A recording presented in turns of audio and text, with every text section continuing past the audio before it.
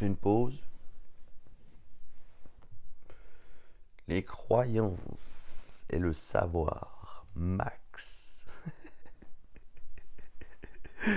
Ça fait 2 mois que tu me demandes.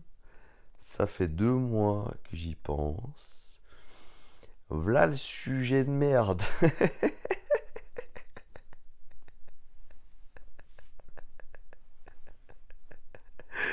Va différencier les deux. Bon.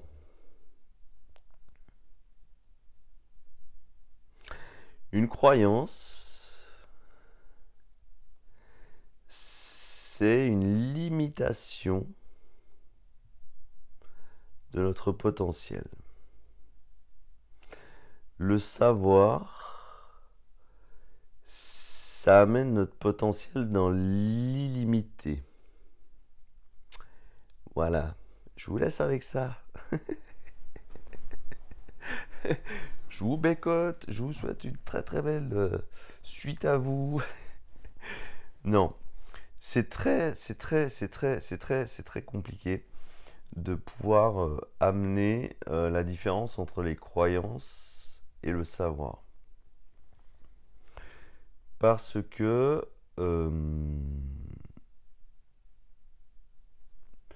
l'espace est vraiment infime entre les deux.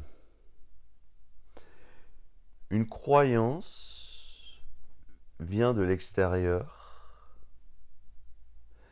Un savoir vient de l'intérieur. J'explique. Le jour où je suis tombé sur BDM, par exemple, je savais ce qu'il a dit, mais je cherchais encore à amplifier mes croyances. Vous voyez comme je galère là? Tu vois, Max, pourquoi j'ai mis du temps?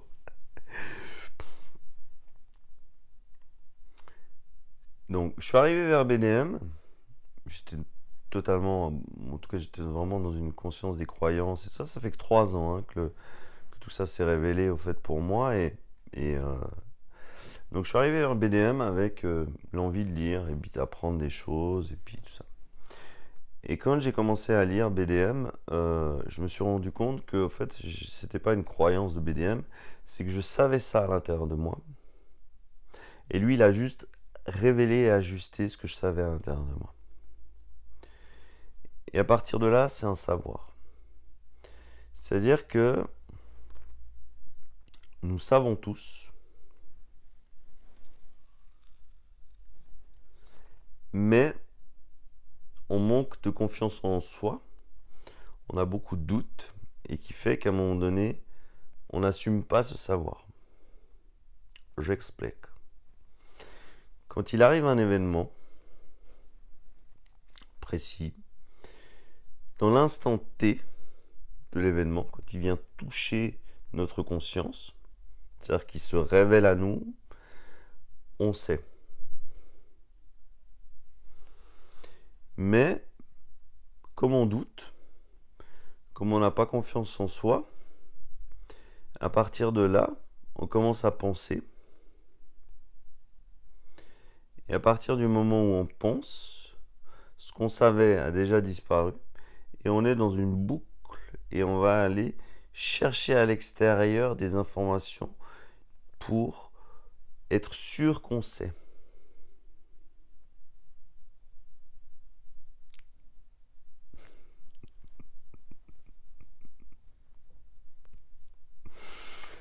Donc, dans l'instant, on a la certitude ou l'intuition que c'est juste. Et c'est après que ça pose problème parce que on commence à broder autour et c'est là qu'on va se dire est-ce que c'est des croyances ou pas des croyances. Et on rentre dans un mécanisme de boucle qui est l'astral et la mort. Regardez sur Internet, par exemple, on part du principe que le savoir, c'est être totalement dans notre réel et réalité, et qu'une fois qu'on a touché à ça, on est maître à bord de notre véhicule, qui est le corps. Et on est déjà en train de créer un véhicule éthérique qui sera notre porte de sortie, quoi qu'il arrive. Les gens qui sont dans le christianisme, par exemple, ils savent le pole shift, ils savent la manipulation, ils savent les mécanismes de soumission, ils savent qui sont les bons ou les mauvais iti. Ils savent tout, sauf que ils croient que quelqu'un d'autre va arriver pour les sauver. Et à partir du moment où c'est ça, ils ont beau avoir tout un savoir gigantesque, ils attendent un sauveur de l'extérieur. Et donc ils croient. Et ils ont beau savoir tout ça, la croyance est tellement forte que, au fait, ils se font piéger dans le mécanisme. Je fais des pauses. Hein. Là, il faudra surtout pas hésiter à poser des questions. Hein. Ça me ferait du bien.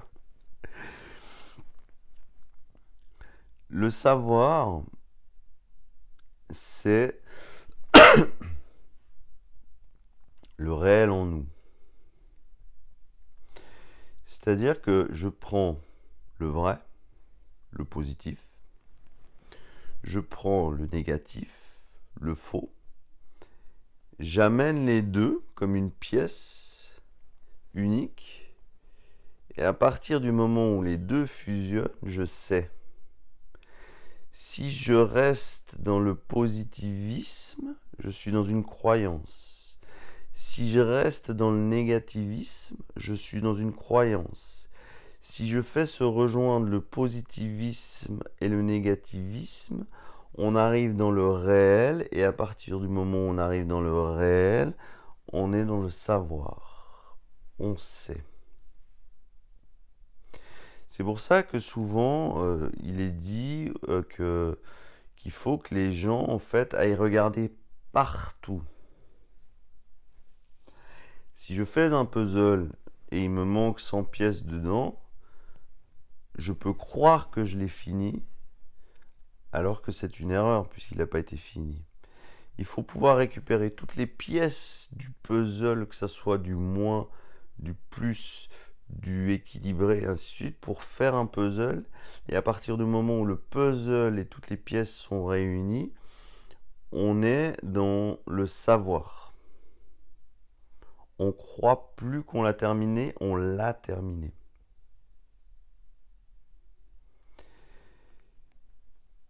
Quand on est dans le savoir, on est totalement en confiance avec soi-même. Plus rien ne peut nous ébranler. Parce que, à force, on a eu des confirmations qu'on était juste. Au début, on doute du savoir. On se dit, ouais, je crois que je sais, mais je sais pas. Bah, Peggy, par exemple, c'est beaucoup les échanges qu'on a eus, quoi. Vraiment, je crois savoir. Non, tu sais, on sait. Sauf que on doute de croire. On doute du savoir qu'on a. C'est-à-dire que, en fait, on est vraiment... quand on n'est pas équilibré dans l'ego, trop haut, toute puissance, c'est-à-dire je crois savoir. Trop bas, je crois même pas savoir, c'est que je crois tout. Je suis dans la naïveté totale. Et quand on revient dans l'équilibre, on est dans le savoir, parce que le savoir, c'est le réel. C'est la jonction entre la polarité plus et la polarité moins, et on est dans le centre. Et à partir du moment où on touche au savoir, tout le monde sait. C'est pas du un peu près. Et on le voit dans les échanges, peut-être sur Facebook et ailleurs, c'est que quand une personne sait, ou à peu près sait, et une autre personne sait ou à peu près sait, elles peuvent échanger parce qu'elles sont dans le même savoir, dans le même réel. Elles appartiennent plus à des croyances qui fait qu'elles veulent contrôler et dire oui, ma croyance est meilleure que la tienne. Quand tu es dans le savoir, en fait, tu es dans un échange qui est constructif, dans le respect du positionnement de l'autre et du positionnement de soi. Si l'autre est dans une croyance, elle est dans un mécanisme en fait où elle est à moitié aveugle. Hein. C'est le truc des Illuminati, la pyramide. C'est-à-dire que c'est vraiment, c'est croire, c'est voir à moitié. Savoir, en fait, c'est avoir la possibilité d'être à distance dans le centre et de pas être dans une dualité ou des extrêmes. C'est comme les addictions, c'est comme la créativité, en fait. Tout tourne autour de ça et tout est lié. Et à partir du moment où une personne sait les mécanismes, elle discute avec une autre personne qui sait les mécanismes, on peut échanger, et là on est dans de la vibration, c'est réel. Si on est dans la croyance, ben un tel va expliquer sa croyance, un tel va expliquer sa croyance, et puis on va arriver au bout, puis il n'y aura pas de rencontre, parce que entre les deux, il y aura en fait un paquet de croyances. Ça va jusque-là? Vous êtes toujours là? Oh, du bateau. Bonjour.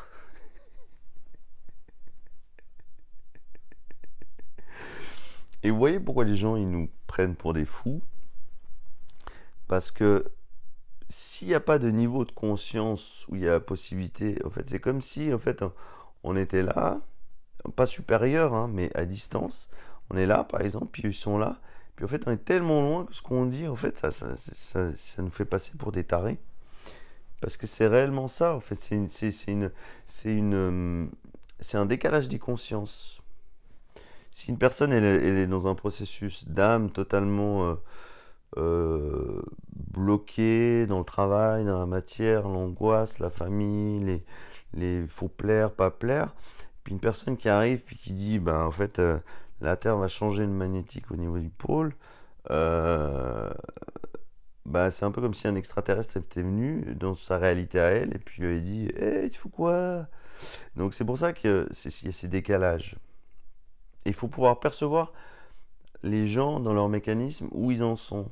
S'ils sont dans des croyances et puis que ces croyances sont trop fortes. Par exemple, moi j'ai fait l'expérience avec John Trazik.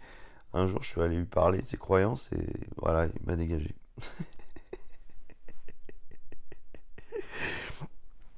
Parce que c'est quelque chose qui est trop ancré. Ça se fera dans une autre vie, dans son processus là. C'est vraiment croire en Jésus. Mais encore une fois, il est proche.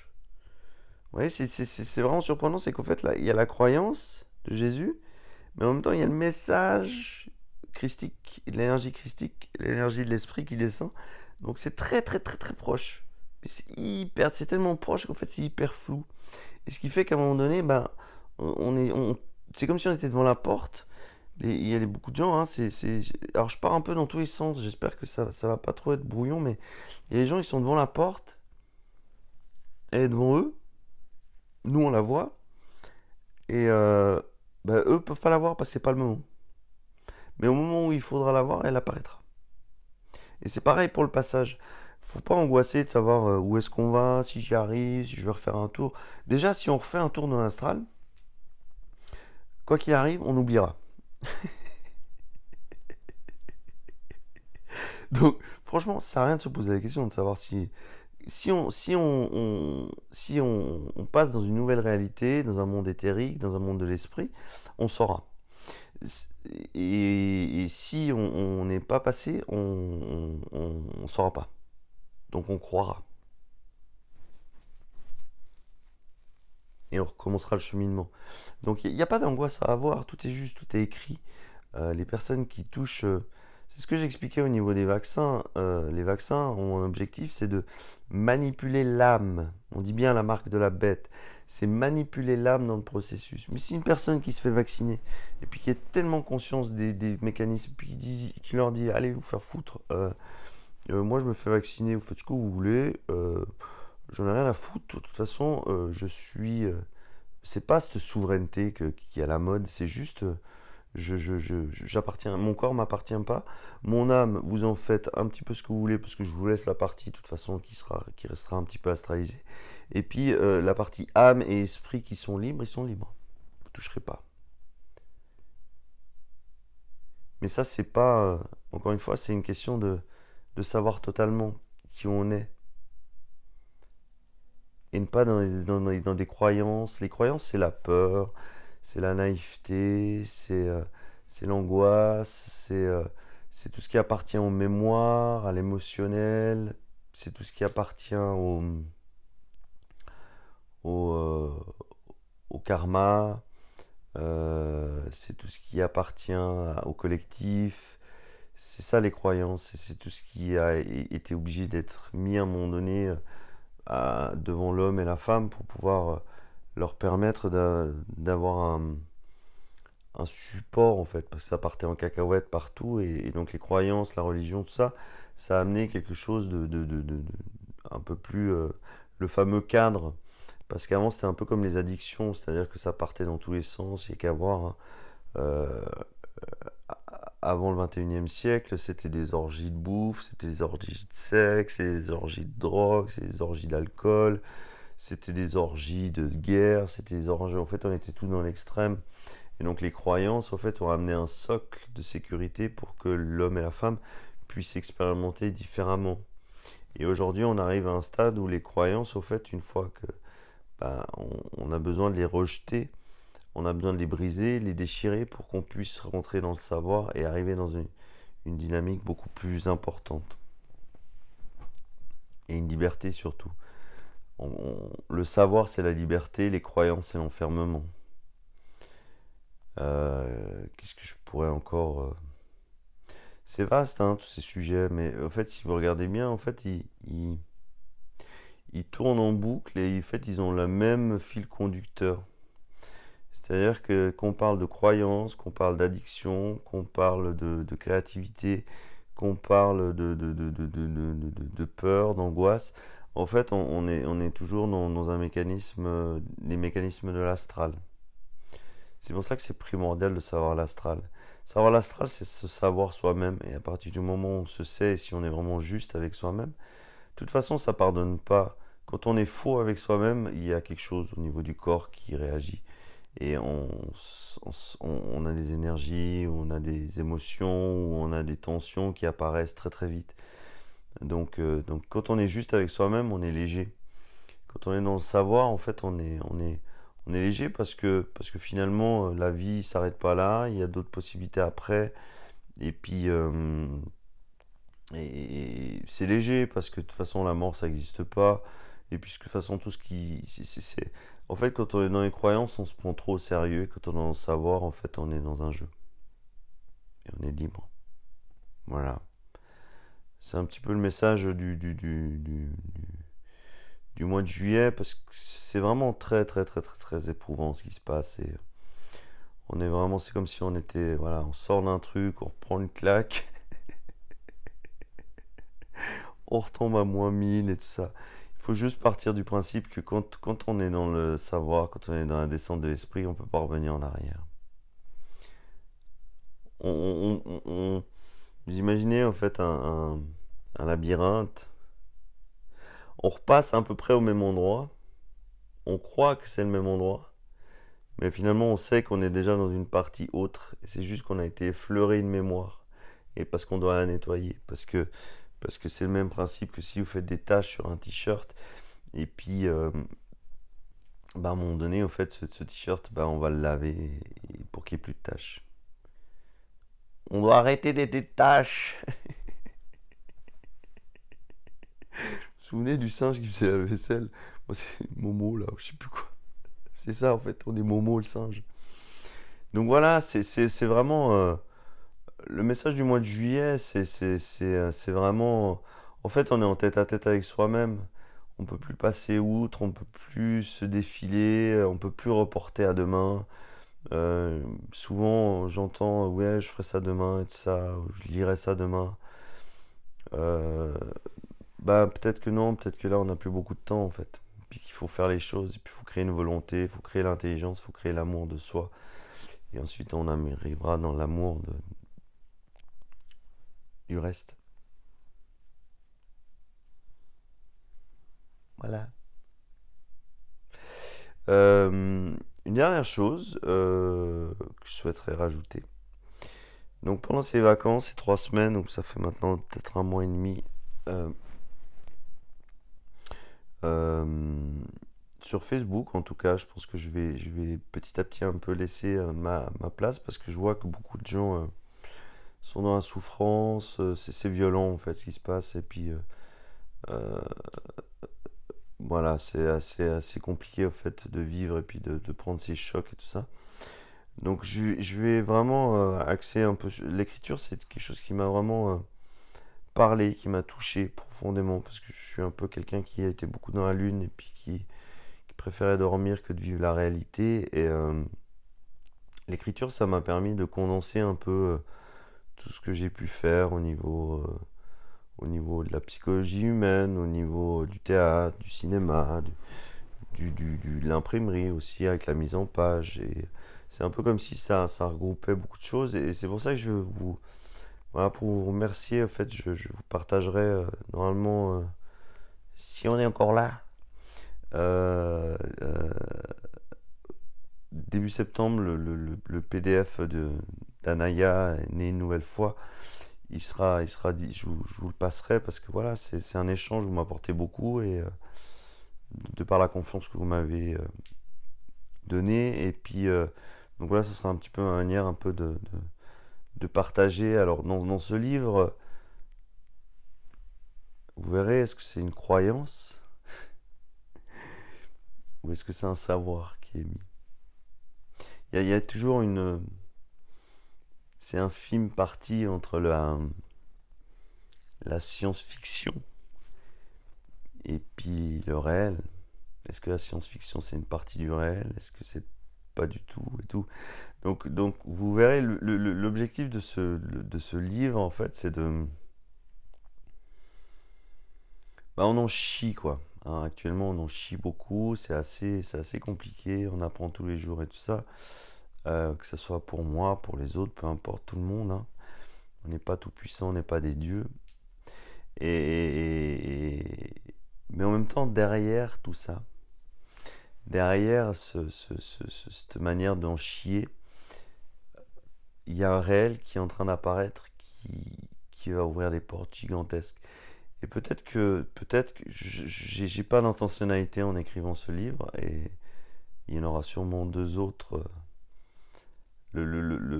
Alaïan et une nouvelle fois, c'est un petit peu la naissance de l'éthérique, dont ce que je perçois. Après, je peux être complètement à côté. Et il y aura un autre, peut-être, tome un, ça sera l'ultime combat. C'est un peu ce qu'on vit actuellement et tout le déchirement. Donc. Et puis le tome 3, ça sera cette envie de découvrir ce que va être la septième race et au-delà. Euh, Parce que peut-être que le livre, la science-fiction, c'est quelque chose de beaucoup plus acceptable pour l'humanité. Parce qu'il y a, il y a des formes, il y a un peu de coloration. En- et qui fait que petit à petit, on amène quelque chose, un message peut-être différent. Et tout ça pour vous dire que voilà, l'écriture, c'est vraiment quelque chose qui est importante pour moi. Et c'est pour ça que j'ai envie de vous partager. Parce que finalement, tout ce qu'on vit là, c'est important. J'ai eu des discussions très très enrichissantes avec les personnes avec qui j'ai partagé, que j'ai eu au téléphone. Et donc voilà, ce sera un moyen pour moi d'être dans la continuité. Voilà, voilà un petit peu le message du mois de juillet que je vais couper un peu pour que ça soit un petit peu plus digeste. N'hésitez pas à poser des questions ou proposer des autres sujets si vous avez besoin pour le mois d'août, pour les personnes qui resteront parce que elles ont envie, et puis les personnes qui restent pas, bah, c'est parce que tout simplement le chemin est fait d'expérience et puis d'apprentissage, et puis à un moment donné on change de chemin à chaque fois. Mais tous les chemins mènent à Rome, au pape, au Vatican. C'est fou quand même, hein. C'est-à-dire qu'en fait, tous les chemins mènent à l'esprit, et eux, ils nous ont fait tous les chemins mènent à Rome. Comment détourner quelque chose qui est réel et en collant avec de la merde. Voilà, et je vous fais plein de bisous. Et puis bon, n'oubliez pas les personnes qu'on ne sait pas appeler, bah, si c'est une demi-heure, on fera une heure. Si c'est une heure, mais je crois qu'il n'y a personne. Je crois qu'Yann, on s'est appelé en juillet. Bah, on fera 2 heures. Max,